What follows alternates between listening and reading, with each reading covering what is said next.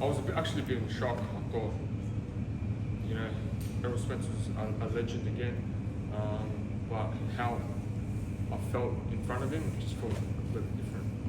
At what stage did you think you had him? Probably from round 3 onwards. And then I really felt like I would stop him at one stage. But then again, he knows how to bounce back. But again, he was on survival half the time. He was running around. I was touching him up to the body. I think that was a big difference. Every time I hit him straight right to the body, he was going, you know, sort of like me and him are the only ones that can hear that. And his body shots, they weren't landing. I was sort of catching. I was very well aware of it. My thing was to catch, shoot. That's what we practiced for the first 3 rounds. In my first, you know, I've been dropped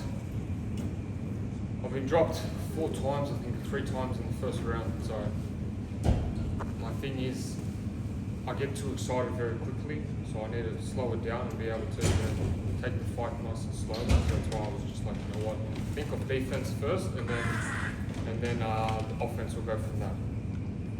I think you had him in that first round, some wobbling legs a little bit. Was he? I don't know. I've got to rewatch it, man. I don't recall. Oh yes. But look, he's still fresh. Could have been just a little bit off, but yeah, he was. What was it? Yeah, I just sort of chased him. Sort of what I did to Jeff Horn in the first round. If you guys remember. Tim, Yeah. First off, congrats. It's a big name to have on your resume. Overall, how did you feel about the performance you had? Were you happy with what you did in the ring tonight? No, I think I could do better. I think I need to let my hands go a bit more. I could have. I felt like I could have stopped him. I felt like it was there for the taking. But look, I'm pretty happy with being a legend, Errol Spence, and one of the biggest fights of Australian boxing history. You know, it's pretty cool. I don't think it's sunk in yet. How does power feel?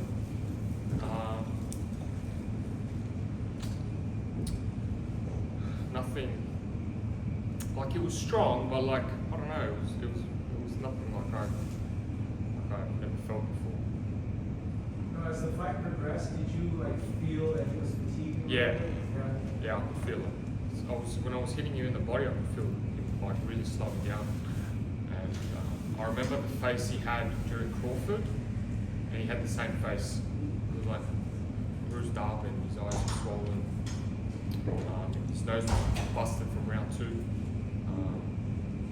The straight right was really landing. I was trying to mix it up from head body. I was trying to just get rid of his front hand, his jab, just one of his biggest keys. And whenever he come in for the body, he was sort of, his head's here, so that's why I wanted to land a nice uppercut.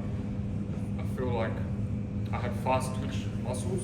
He's throws more punches and sort of at that same one rhythm at all times. That's what he's been great at to break people down. But I was able to just beat him with speed. We did get to see from ringside, but by chance, did you have a chance to speak to him? Yeah, I did. I spoke to him. Yeah. Like, look, he's a legend of the game. I just asked him, actually, I go, what's one tip that you would give? He goes, stay patient. He goes, when you're not rushing in, you're very dangerous. When you wait, you're a very good counter puncher. And you've got very, very fast hands. And very reactive.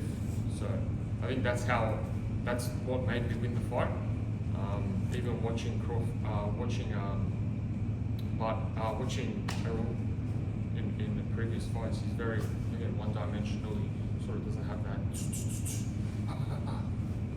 But I was watching Benavidez. You know, I watched him against Ramirez, and Ramirez is the same. He throws a lot of punches, but then Benavidez, what he does was he was able to control it, be able to block it. It was his front hand, front guard, strong guard, and then let go with crazy combinations.